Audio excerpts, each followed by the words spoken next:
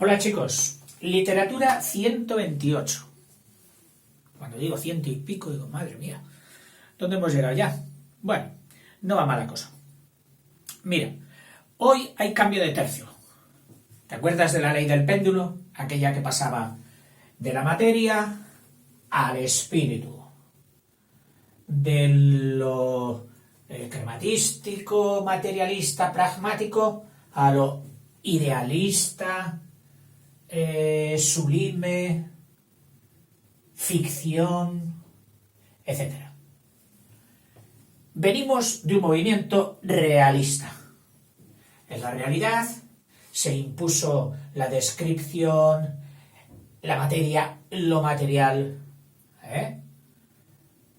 y el péndulo empieza a deslizarse hacia el lado contrario, pero en este movimiento o en este periodo verás que el péndulo por alguna razón no va con esa parsimonia y regido por la gravedad que le confiere una continuidad sedante. No, aquí algo han hecho porque en este penduleo hacia lo espiritual, hacia el idealismo, de nuevo, va o sea, va penduleando de alguna manera. Empezamos, mira, por poner una fecha redonda para este comienzo de cambio de ritmo, vamos a poner el 1900, donde habían llegado nuestros principales novelistas realistas, incluso sobrepasando Galdós, Blasco Ibáñez, naturalismo, etc., hasta el principio de la Guerra Mundial, la primera. Ya sabes que fue desde el 14 al 18. Entonces, de 1900 a 1915, ¿cómo se mueve el mundo de la literatura y de las ideas? Ya al final del periodo realista, que había tenido su entronque exacerbado, intenso, este era el realismo, y tuvo ese brote de intensidad con el naturalismo, ya al final, porque siempre hay en los movimientos una intersección, no hay un paso drástico, lineal, no, hay una intersección. El mismo Galdós, que lo podemos decir como un realista clásico, tuvo sus fases de naturalismo, tú te acuerdas de ello, e incluso sus últimas connotaciones hacia el espiritualismo. Si has visto los vídeos, lo habrás podido comprobar, es decir, hacia el espiritualismo. Bueno, pues aquí, por poner un corte ya menos difuso y que sirva a un estudiante para decir, bueno, fecha, pues mire, 1900. De 1900 a 1914. De 1900 a 1914, principio de la Primera Guerra Mundial, será este fenómeno. ¿Qué observamos en él? Pues bueno, que del realismo pasan al espiritualismo, que supone en los dos campos, en el ético o moral, el mundo de las costumbres humanas, la ética es eso, la teoría y la ciencia del estudio de las costumbres humanas. Muy curioso que tiene una palabra pareja, paralela a ella, que es la etología, que es lo mismo, el estudio de las costumbres, pero no de las humanas, de las animales. Entre las que a mí me gusta siempre hacer mucha comparación porque es muy interesante. Bien, o sea, del mundo de la ética o de la moral, y el mundo de lo estético, ético, estético, moral, arte, sociología, literatura, pintura, escultura, etc. En el mundo de lo ético o lo moral se abandona la hipocresía burguesa, que solo pretende hipócritamente, en realidad lo que busca es su comodidad. Deja la hipocresía burguesa para pasarse a la libertad individual, sin tener en cuenta los condicionamientos sociales. Vuelve, lógicamente, recuerda, en esta parte del péndulo había estado el romanticismo, vuelve otra vez el subjetivismo, el imperio de lo personal. El realismo, con la hipocresía, y el naturalismo, con la hipocresía burguesa, englobaba al individuo, como engloba una ameba a su víctima, con esos brazos, y la mete dentro. Eso es lo que hacía la hipocresía burguesa del realismo. Aquí no. Aquí el individuo, esa pequeña partícula, se revela, huye de los tentáculos de la ameba y dice, ante todo, yo. Subjetivismo. Y resalta no los valores ya sociales, que hipócritas o no, los resaltaba el realismo-naturalismo, sino los valores espirituales. Valores espirituales. De ahí viene la palabra espiritualismo, que no te la he puesto, pero bueno, merece la pena que esté con letras grandes. Espiritualismo. Bien, todo esto, lógicamente, por mimética o mímesis, ¿con quién la hace semejanza, entablar simpatía, similitudes? ¿Con quién? Pues con el anterior que estuvo en esta parte. ¿Quién? Con el romanticismo. Esto huele otra vez a periodo romántico. Perfecto. Luego hay una segunda etapa desde el 14, o sea, esto habría sido la primera etapa, de 1900 a 1914. Una segunda etapa, del 14, Primera Guerra Mundial, hasta el principio de la Segunda Mundial, que ya sabes que fue del 39 al 45. Así que del 14 al 39. Segunda etapa.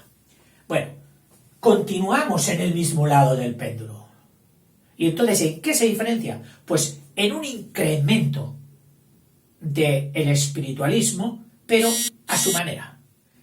Porque a veces incrementar, para ellos, significa pegar un brochazo, borrar lo inmediatamente anterior y sustituirlo por algo todavía más intenso. Esto es lo que pasa en este segundo periodo. O sea, primero, una mayor ruptura con el aburguesamiento, con el realismo burgués. Que esto, esa mayor ruptura, esa intensificación, es decir, aquí, mayor ruptura,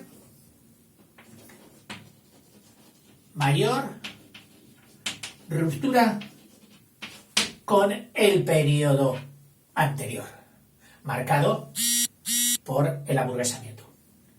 Y esto le da, o lo manifiesta, mediante una actitud revolucionaria, más ruptura no puede haber, y una subversión.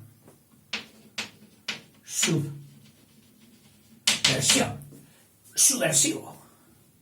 Por eso hay quien mete ya a nuestro amigo último que vimos, que fue Blasco Ibáñez, que fue un auténtico revolucionario y subversivo, hay quien lo mete ya en el naturalismo, pero muy centrado en el espiritualismo de estos dos periodos, del primera etapa, y del 14 al 39, que sí que estaba por ahí Blasco Ibáñez también en estas fechas. Vivía. Y así surge la llamada escuela de vanguardia. Esta palabra, vanguardia, vanguardia, tan querida por todos los que quieren dejar atrás algo y buscar algo nuevo. Ir a la vanguardia, que significa en un ejército ir los primeros, rompiendo el fuego. ¿Cómo se dice? En primera línea. Escuela de vanguardia, en primera línea. No torcer la cabeza, ni para ver si hay aire o hay vida detrás de nosotros, sino siempre adelante, la vanguardia. Y eso da dos movimientos en Europa, que son el futurismo, claro, una vanguardia no puede mirar ni al presente ni al pasado.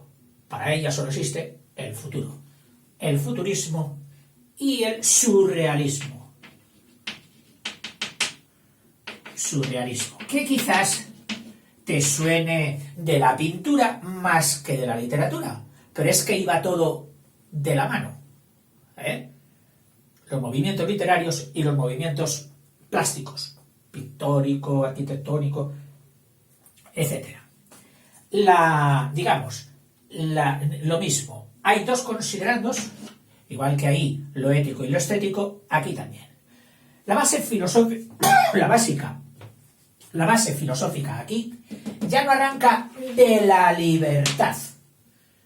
O sea, en lo moral, de estos dos movimientos, ya no arranca de la libertad individual, sino que arranca de una clase, o sea, en lo moral o en lo ético, el factor determinante, el que causa, ya no él, sino el estrato social maltratado, la clase social maltratada, identificada con el primer contexto laboral de gran fábrica, en donde se explotaba, en fin. Y esto hace que, una clase social maltratada. Y esto hace que toda esta parte adquiera un carácter social y político. Social y político. Para redimir, para rescatar y cambiar la suerte de la clase social maltratada. En lo estético, es lo moral, ahora en lo estético, en lo artístico, en el arte. Pues mira, será prioridad a la confesión, es decir, a sacar tus errores, ponerlos en público, con ese sentimiento de arrepentimiento y ansias de cambio, de redención, de lograr otra vez la pureza. Entonces, consiste en una confesión de nuestras debilidades, sincera. Una confesión sincera. Todo lo contrario de lo hipócrita. Obviando, es decir, sin tener en cuenta ni la razón, sin tener en cuenta la lógica, fuera, sin tener en cuenta la mismísima realidad normal en alguien que está en contra o viene y quiere evadirse del realismo. O sea, una confesión sincera, intimista, sin tener en cuenta ni la razón, ni la lógica, ni la realidad. Lo más parecido, dicen algunos comentaristas, al mundo de los sueños, al mundo onírico. ¿Cómo son los sueños? En los sueños no hay razón, no hay lógica, no hay realidad. Y su superposición es caótica. Es decir, da un escenario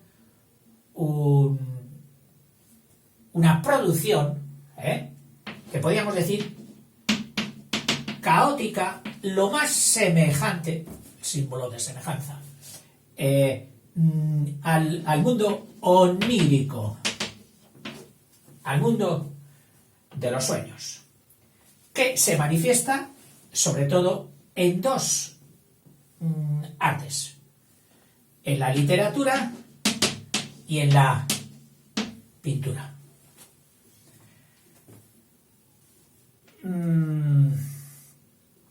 Por eso, ¿qué hace entonces en cuanto a la forma? Vamos a sacar sitio aquí arriba.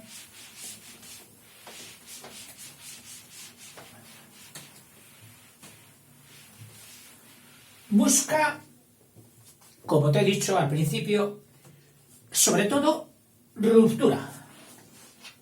Entonces, en la forma tampoco querrá seguir con los mismos cánones de sintaxis, de producción, de metáforas, de estructuras de versificación. Quiere también hacer ruptura, quiere algo totalmente diferente, totalmente nuevo. Es más, alguno de aquella época quiso expresar esta ruptura total con una frase un poco incendiaria. Total. Dice, habría que quemar todos los museos. Fíjate lo que significa imaginar que para iniciar lo que estos señores querían, romper de tal manera con el pasado que no quedaran ni los museos, para no copiar, para liberarse totalmente, hacer una catarsis, ¡paf! Borrón y cuenta nueva. La humanidad empieza a caminar de nuevo y por otro lado.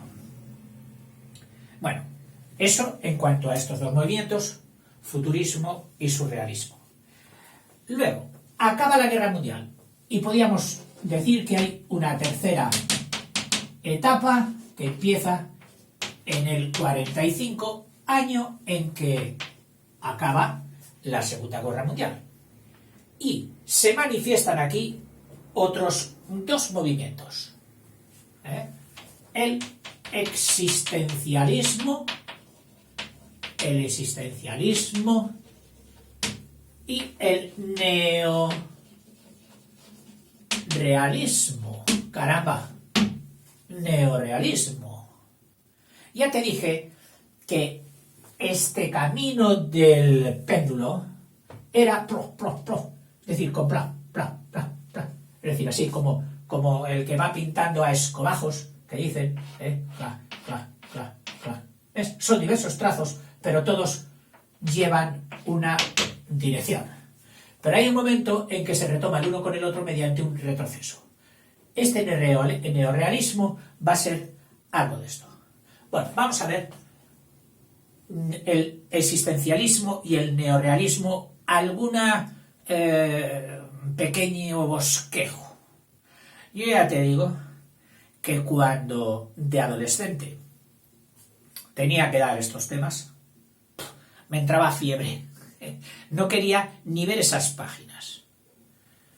Y solo rezaba para que no cayeran en el examen final. Para que no nos sacaran un texto de Baudelaire, de Verlaine, y ahí a romperte la cabeza con lo que quería decir en esos versos que nos recordaban a los que no habíamos estudiado hace mucho del señor Góngora con el culteranismo. Y es que todo tiene unas similitudes, unas correspondencias homologables, de unos movimientos a otros. Bueno, pero vamos a ver el existencialismo y de dónde le viene el nombre o por qué. Borro ya esto.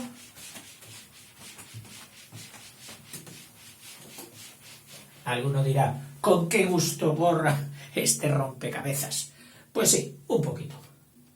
Pero en fin, es la producción de nuestras mentes privilegiadas. Y de algo nos pueden servir el conocerlas.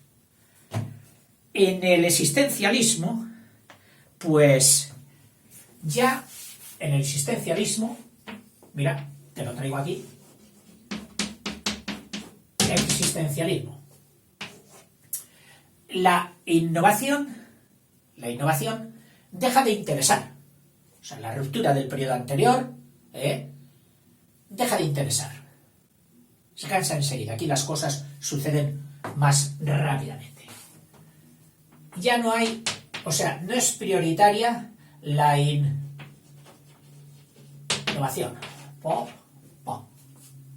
Vamos del existencialismo.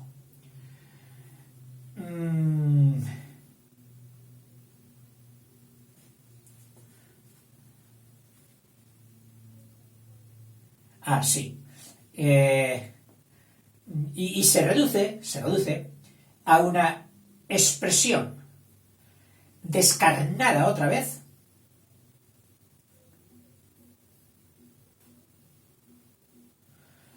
¿ves lo que pasa cuando uno coge apuntes con esa rapidez? Pum, pum, pum, pum. También me pasa a mí. Así. Una expresión, sí, además es muy interesante porque entendiendo esta frase entendemos el existencialismo. Dice que es una expresión descarnada, que no te ahorra nada, brusca, fuerte, ante una vida sin sentido. O sea, se pierde el gusto por la innovación de lo anterior y se reduce a una expresión descarnada ante una vida sin sentido. En algún chiste recuerdo haber visto, pues un niño estudiante a punto de pegarse un tiro y tenía allí las obras de sus amigos, o bueno, de los literatos existencialistas. Una expresión descarnada ante una vida sin sentido. Son estados deplorables en los que la persona se queda sin agarraderas. No sabe dónde asirse. No ve sentido a la vida. Puede provocar estados anímicos tristes. Aquí se manifiesta de forma estética en la literatura, mediante el existencialismo. Hay un pesimismo, una angustia,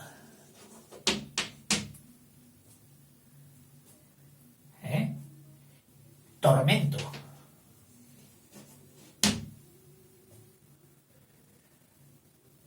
ante la vida humana condenada a vivir en un mundo absurdo.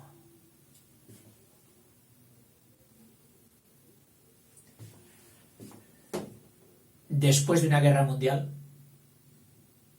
con los millones de muertos que hubo, no es de extrañar este nacimiento del existencialismo. Continúo. El hombre le queda vivir sin comunicación. Ha perdido la fe en el otro. La máxima expresión del Homo homini lupus romano. El hombre es un lobo para el hombre. No merece la pena, por lo tanto, comunicar con él. Te condena a un ostracismo, a la soledad. Vivirás sin comunicación y el único futuro que le queda, según el existencialismo, y me duele tener que decirlo, es una muerte inevitable. ¡Qué negro! Vamos a pasar. Que asusta un poco. Y ese otro segundo periodo o expresión compañera un poco a continuación, que es el neorrealismo. El neorrealismo. Hasta ahí el existencialismo. El neorrealismo. Bueno, el neorrealismo no intima tanto. Le dicen, no seas cenutrio, sal de ti mismo. Y el existencialista, comiéndose el tarro. El neorrealista dice, no, hay algo a tu alrededor. No puedes abstraerte, hacerte el Robinson intelectual. No, existen a tu alrededor personas, hay una realidad. Vive con ella. Y entonces se centra en las inquietudes sociales. En las inquietudes sociales. Hay mucha faena por hacer. Esto es responsabilidad nuestra. La solidaridad, la filantropía.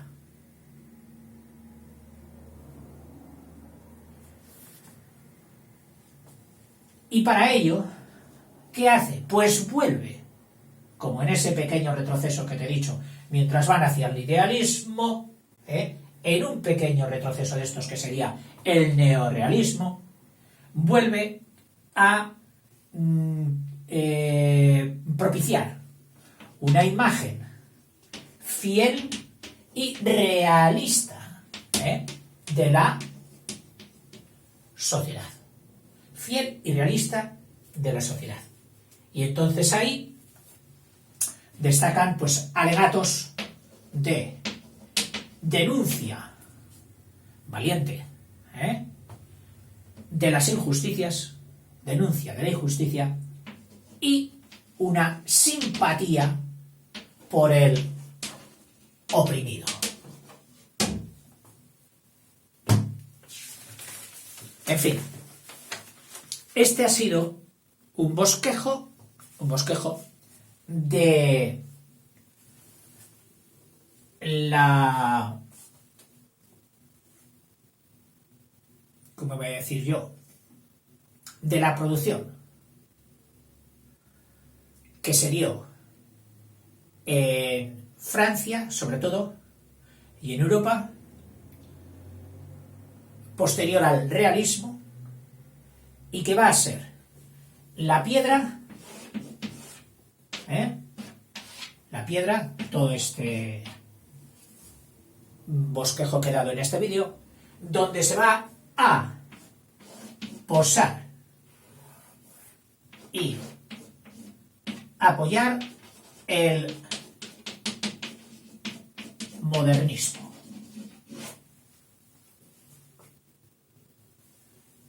Que es lo que trataremos en el vídeo siguiente. Quizás por curiosidad, más que por cariño,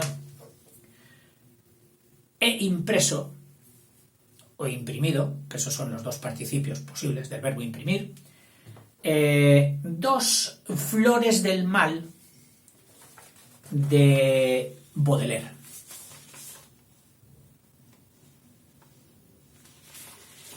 Pero esto estoy pensando que casi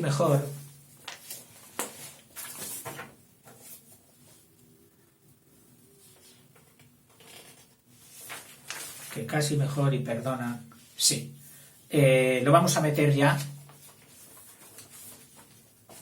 con el bloque siguiente, con el modernismo. No con los previos, con los anteriores, que ha sido este capítulo. ¿De acuerdo? Venga, qué suerte, te dejo descansar ya. Hasta luego.